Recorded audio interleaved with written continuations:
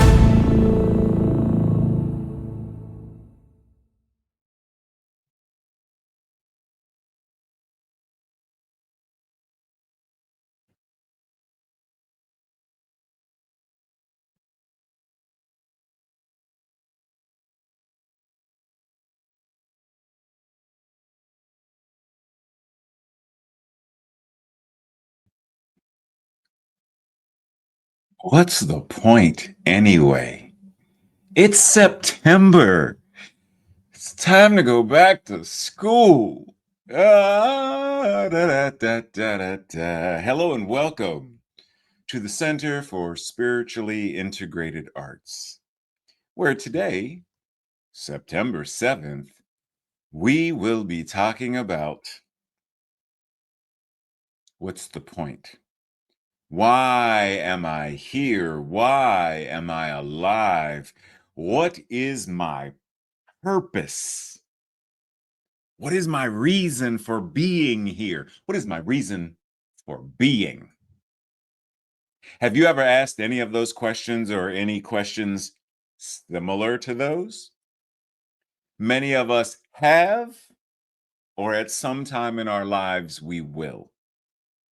This month, we will join together in this journey of self realization where the purpose of living, the purpose of this thing called life, is simply to experience life in all of its richness, in all of its fullness, in all of its diversity, simply to experience life, to understand our intrinsic worth, intrinsic value, not based upon or deemed from certain achievements that society says are the things to do, that culture says are the things to do and the standards to attain. Rather, it is simply because you're here, simply because you exist, simply because you are alive. And that is enough. Breathe. So, you ready? Okay, let's go in. Purpose. When we talk about this idea of purpose and finding your purpose and having a purpose, what are we talking about? Because oftentimes it's what is the business that you're in? And what is the impact that you are going to make? And what is the change that you are igniting? Yeah, that ain't it. Neil Donald Walsh says, breathe, before we even go here, breathe. Life is pointless, and that is God's greatest gift. He's saying this to shake us up just right off the bat. Life is not pointless, but in terms of the construct, yeah, we ain't got nothing to do with that. So based on this, yeah, I hear you. I hear you. Wait, what? Pointless? Yes, I'm right there with you. So we're going to explore this idea. Serving no useful purpose, no excuse for being, futile, wasted, etc. So when he's referring to this, what he's saying is pointless, meaning stop with the there's always more expectations, more to do, more to do, more to do, more to be done. Stop striving for the gold ring or the brass ring, the gold watch at retirement. Stop with the consumer culture of gotta buy, gotta buy, accumulate. Stop with the hustle culture of I don't have time to rest. I'll rest when I'm dead. Push to your limits. Go as far as you can. Sleep. Sleep is for the weak. Stop all of that. It is pointless. It has nothing to actually do with expressing your purpose as your intrinsic value and worth. We're so engaged in doing things to achieve purposes of outer value that we forget that inner value, that rapture that is associated with being alive is what it's all about. We forget that the inner value is what it's all about. Not the gold watch, white picket fence, 2.3 kids. The inner value, that rapture that is associated with being alive. That is what it's all about. So there's a book, and in the book, there's a conversation between these two characters. The book, A Psalm for the Wild Built, a monk and a robot book. The conversation goes, I don't have a purpose any more than a mouse or a slug or a thorn bush does.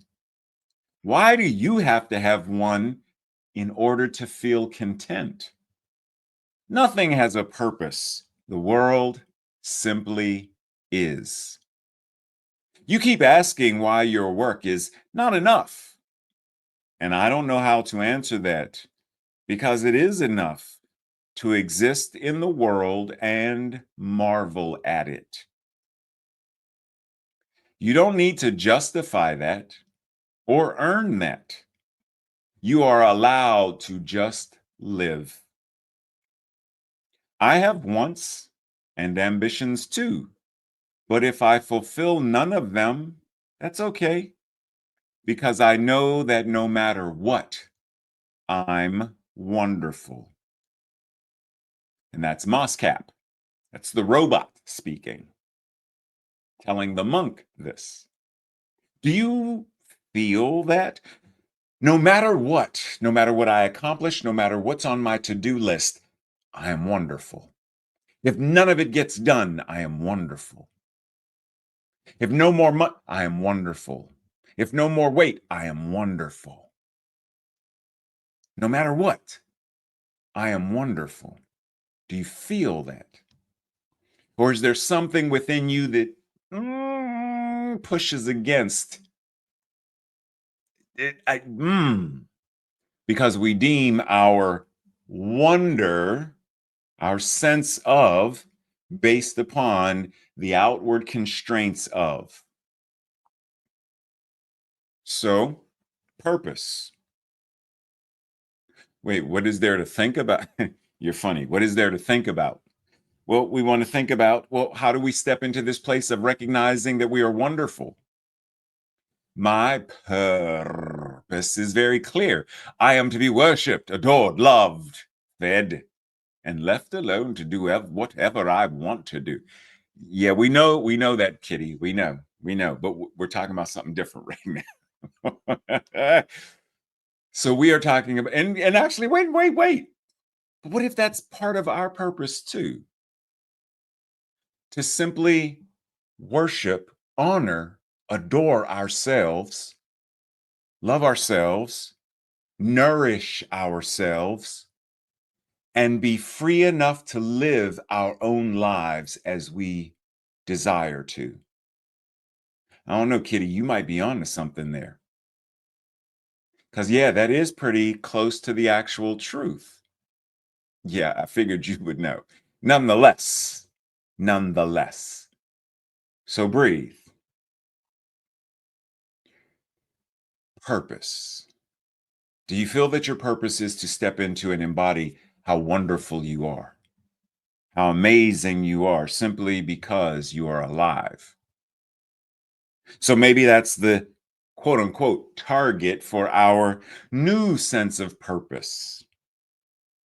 To understand that simply breathing is purpose enough. And that as we be what we are, the doing will take care of itself. So I don't have to strive to get a college degree, as a teacher, as a lawyer. I don't have to strive for it because of what culture and whoever and whatever says. By being whatever that is, by being someone who deeply believes in equity and justice for self and others, if that's what I am being, then each of the paths and each of the steps and each of the things that lead me to becoming a lawyer, a minister, a teacher, those things will unfold simply because my being helps, nurtures, and aligns the universe for it to fall in place. And I don't mean it's going to just magically, mystically frosted lucky charms into your life. I'm saying there's no longer a need to strive to and willpower it to happen. You choose it and you act. You choose it and you act.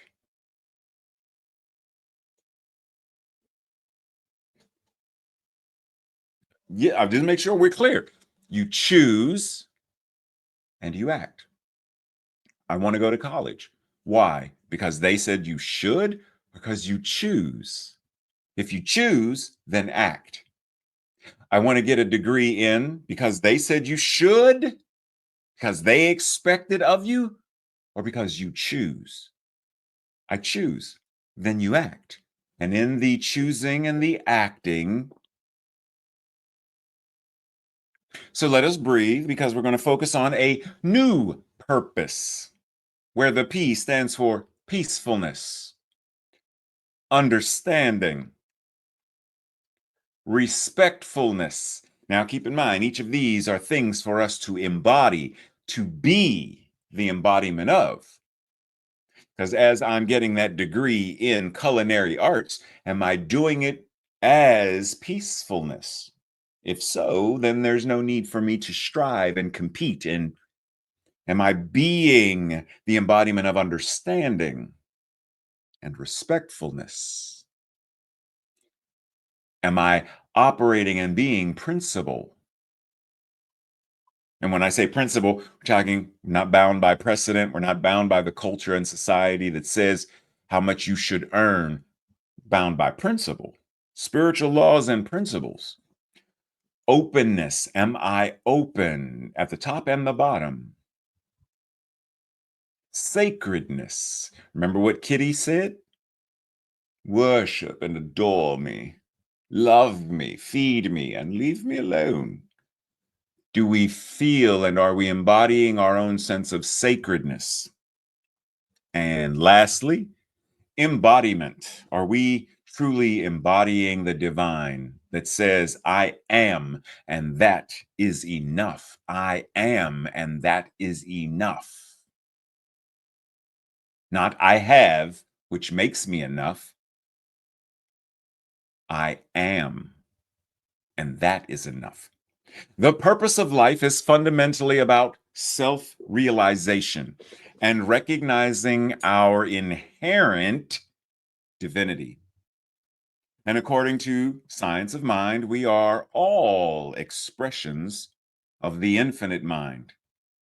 And our primary purpose is to awaken to this truth by embracing the idea that life itself is the purpose. We see our intrinsic value and worthiness. Each of us is a unique manifestation of the divine, contributing to the richness of the universal tapestry.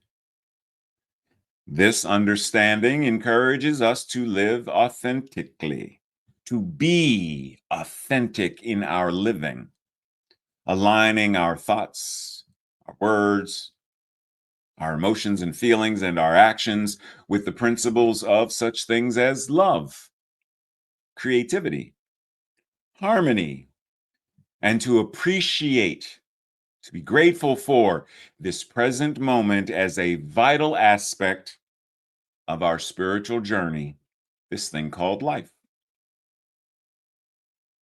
Science of Mind teaches that our worth is not dependent upon external achievements or societal standards, but by our very existence as spiritual beings. By acknowledging that there is no grand or singular purpose that is dictated by any external force, no God, no stars, no planets, no external force is dictating the purpose of our lives. We are free to choose our own paths and to create meaningful lives. This perspective fosters self-compassion and a deep sense of belonging as we recognize that every experience, every relationship, and every moment is an opportunity for spiritual growth and expression. The realization that we are valuable, we are worthy simply because we are alive. That empowers us to live with confidence, with love, and with a sense of interconnectedness with all of life, reflecting the divine nature that is within us, showing up as us and the universe itself. Breathe.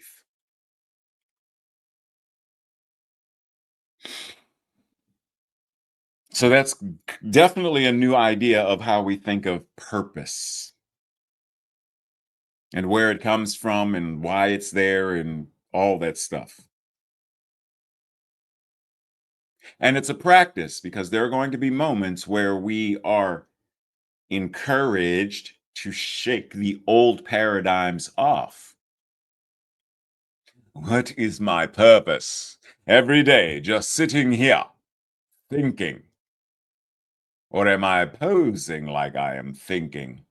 I think I'm thinking about posing or impersonating my cousin. What?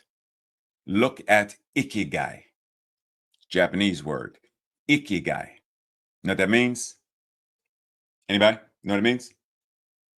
Japanese word, ikigai. No? Okay, let's discuss then. Another way of saying it is raison d'être. That's the French way of saying it, and it means one's reason for being. I knew you were going to ask me, what does it mean? Your reason for being. Ikigai is a Japanese concept that means a reason for being. In English, it's commonly translated by the French word raison d'être. According to Japanese culture, we all have an ikigai. Finding it is a deep and often long process that can only be done by oneself. No one can tell you what yours is.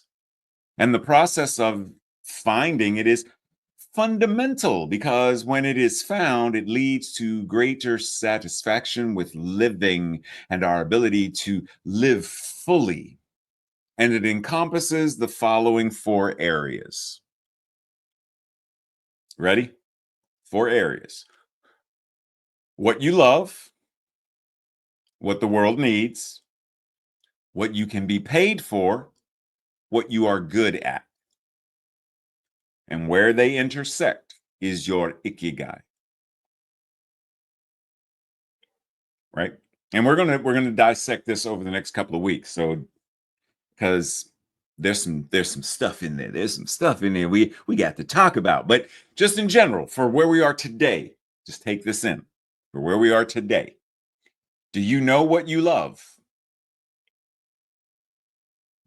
Do you know what the world needs? Do you know what you can be paid for? Do you know what you're good at?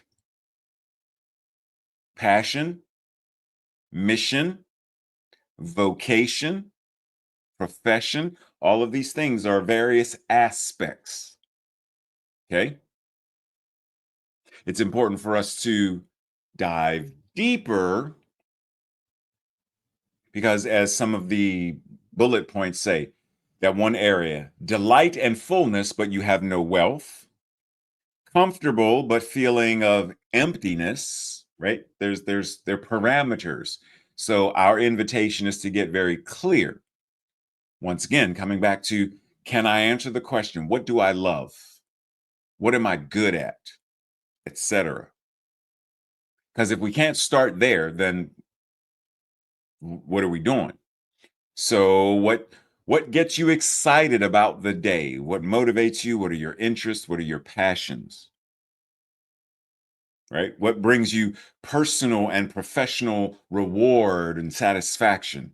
What are your talents and your skills and your qualities, etc.? What are your community standards? What are your communities in general? Are you part of the LGBTQ community? What's that mean? Part of the deaf community? What's it mean? The interpreter community, the New Thought community. What are the various communities you are a part of? What are the standards that, like, belonging to these communities means a certain thing? What is that? What's valuable to these various communities?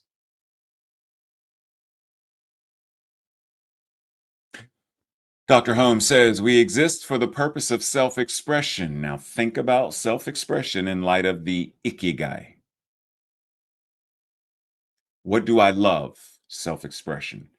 How is my self-expression expressing that this is what I love? This is what I'm good at. This is what the world needs. This is what I can be paid for.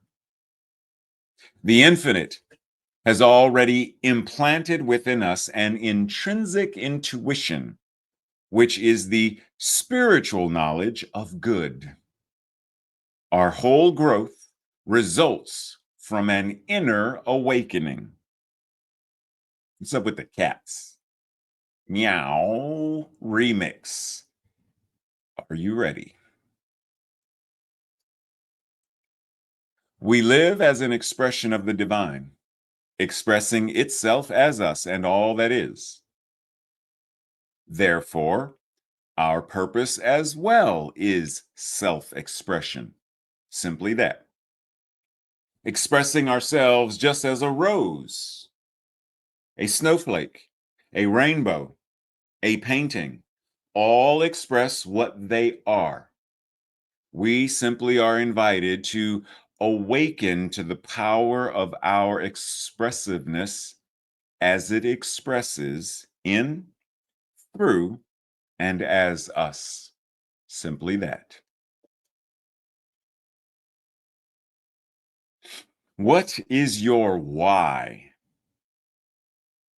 Noting that it's not what you do that matters, it's why you do what you do that matters more. What is your motivation? As Nietzsche said, the person who has a why to their life can deal with, endure, and bear almost any how.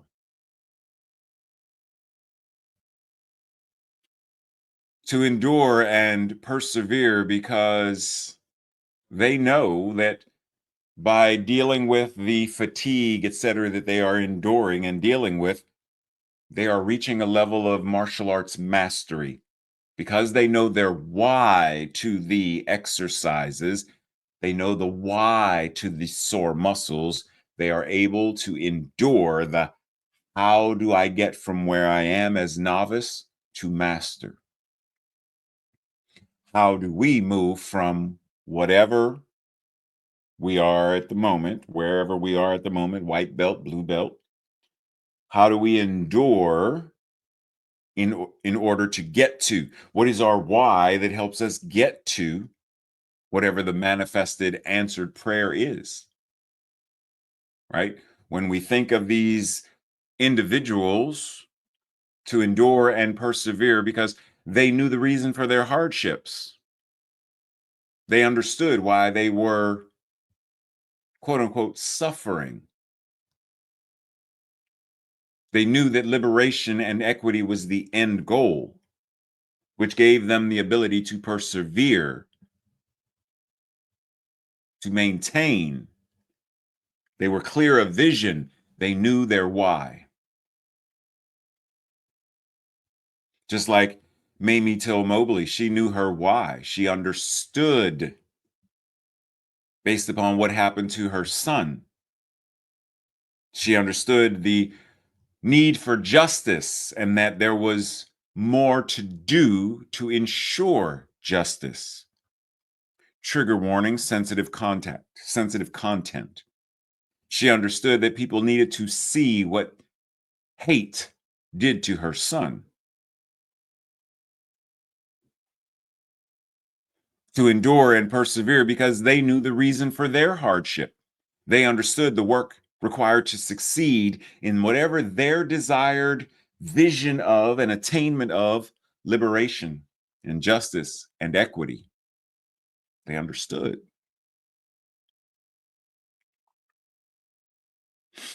You are a spontaneous, self-choosing center of life in the great drama of being, the great joy of becoming, the certainty of external expansion.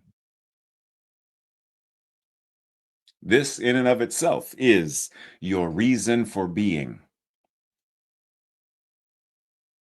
Self-expression. How do you express your divinity? How does it show up in, through, and as you? What is your life-affirming, ultimately life-affirming motivation and motives that moves you into action? Knowing that there are some things we are motivated to do that are non-life affirming. But if we can't discern, then what do we do? How do we navigate that? How do we recognize our position within the matrix to then be able to choose the red pill or the blue pill, knowing that one keeps us remaining in a state of apathy and conformity, and the other awakens us to self-expression? As the monk child told Neo, trying to use your mind to bend the spoon is impossible. What you are doing is bending your mind, which bends the spoon. Got that so far? Okay. It's about choice. Do I choose to try to will something to happen, or do I choose to change within me what needs to change within me, which then changes what's outside of me? Neo and the Oracle have a conversation, and Neo says, "But if you already know, how can I make a choice?" Her response, "Because you didn't come here to make a choice. You came here, you already made the choice. You came here to try to understand why you made the choice. What is your why? What gives you that sense of, I understand the point? And because I understand the why, it gives me the ability to endure the how." When the Oracle says to understand why, she is referring to our desire to understand the consciousness behind our choices. The more we understand the consciousness of our motivations, the more we can live fully conscious, fully aware, fully embodied of that which is our divinity.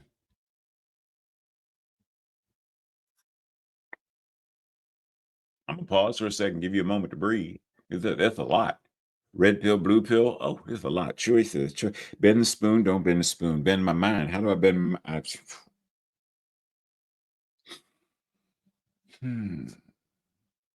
Embrace who you are and embrace your divine purpose. Identify the barriers in your life and develop discipline, courage, and strength to permanently move beyond them, and then keep moving, keep going forward, upward, keep going, keep learning, keep expressing, keep loving, whatever that is, but remove permanently the barriers in your life. Embrace who you are and embrace your divine purpose. Be here now. And when we say embrace, we also mean to embody, to take it in and let it become that which then expresses outward.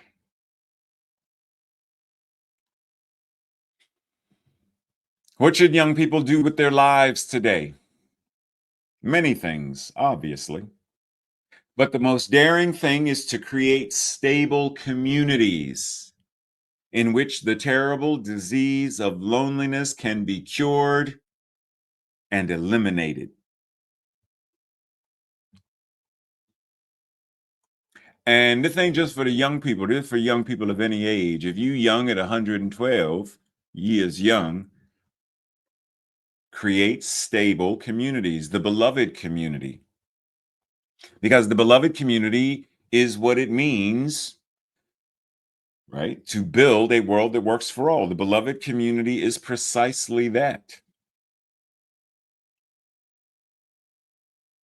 So, how are we building the beloved community? How are we carving our names on hearts and not on tombstones?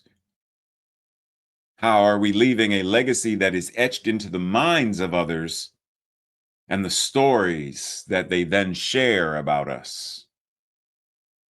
The memories. How are we making an impact in such a way via our self-expression?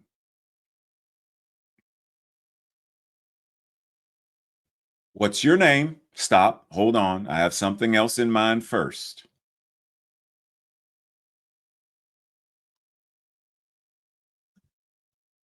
Carving the legacy, the love into the hearts of those we love, those we care about, the world in general, in order to create a world that works for all. Be a lamp or a lifeboat or a ladder. Help someone's soul to heal. Walk out of your house like a shepherd.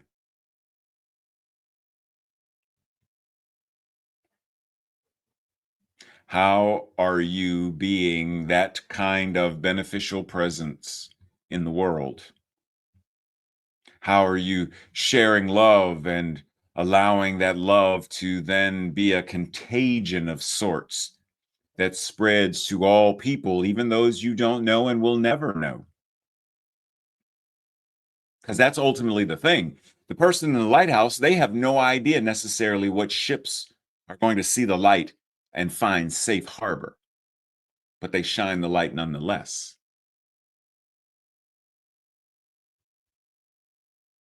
The Science of Mind and Spirit 4.0 gives us the means to transcend the mental equivalence of the collective consciousness and to truly be bound not by precedent, but by the infinite spiritual principles that we teach and strive to embody and apply consciously. And I use strive, but we work to embody and apply consciously. I know y'all gonna say, well, you said earlier, ain't nothing to strive for. We are afforded the means to no longer seek a purpose from an anthropomorphic God, a capitalistic, colonized culture, and society mired in cognitive imperialism and the cult of personality.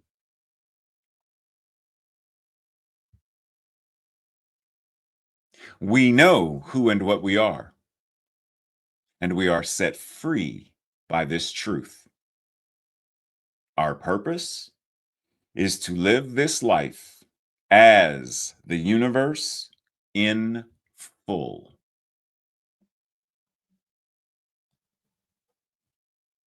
This week's affirmation, our declaration, I'll say it first, and if it resonates with you, I invite you to repeat it with me the second time. I am worthy because I am. I am valuable because I am. And I am sacred because I am. Together. I am worthy because I am. I am valuable because I am. And I am sacred because I am. And so it is.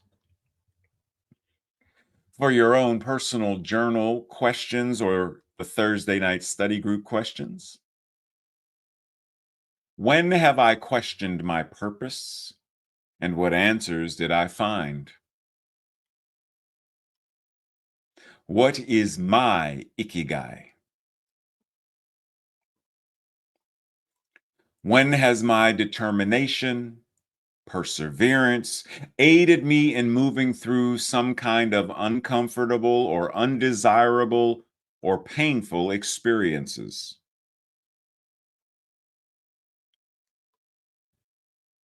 What is my why as it pertains to SIA, CSL, science of mind, new thought in general?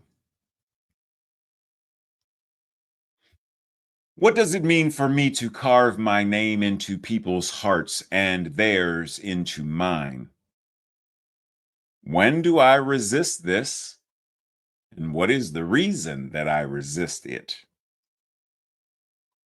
Lastly, how am I inspired to be a lamp, a lifeboat, a ladder to someone else while building beloved community at the same time? Breathe. Our practice this week: discuss with someone what the acronym for purpose means to you as you embody it and then express it. Breathe as we enter into that space of infinite awareness and infinite knowing, simply understanding that our purpose, our reason for being, is to be God, to be the universe, living, moving, and having its beingness right here, right now, in, through, and as us. And that's it. And that in and of itself is answered prayer, a demonstration of prayer. Just that. And simply being that.